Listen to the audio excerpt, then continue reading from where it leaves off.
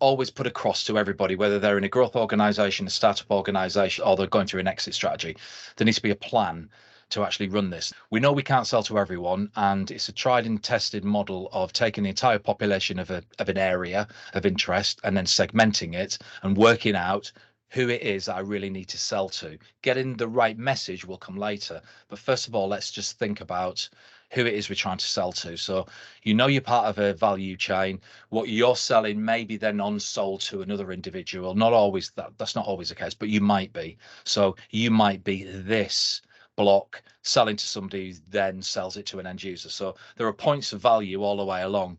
The conversation you're having with your customer is all about reliability, durability, quality of service, as well as the products. But you also might be talking to this customer about their customers' needs and say, well, okay, so how could we do this so that it meets their needs as well?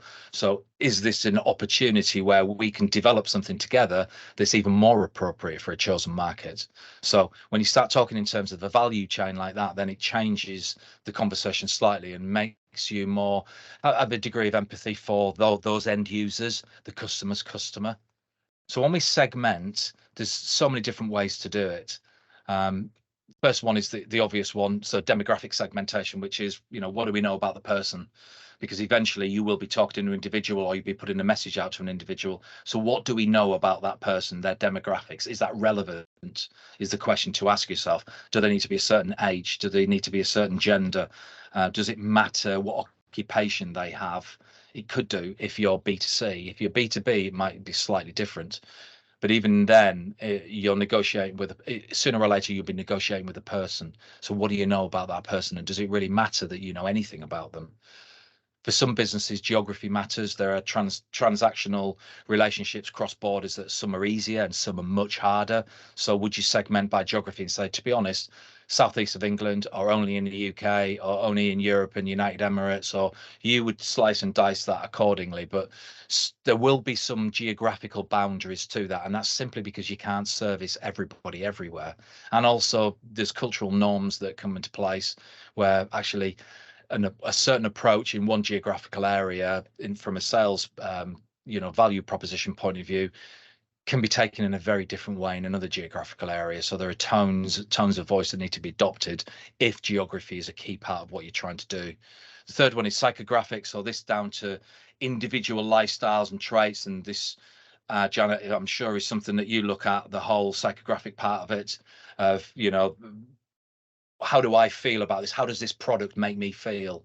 And actually, this product is tailored towards people who want to have a certain sense of well-being, and the product can enhance it, or it can take away a pain point that you've identified through that psychographic analysis.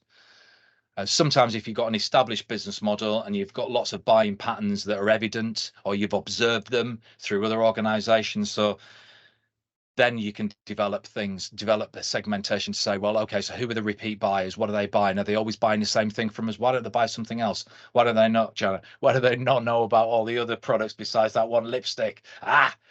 If only they knew that we sold that. So the messaging then is all about talking to them about the upsell, talking about the alternatives that could come into play. And it could be just an area that you'd never really looked at, of fast moving goods or repeat purchases, and how that kind of that changes buying patterns and behaviors.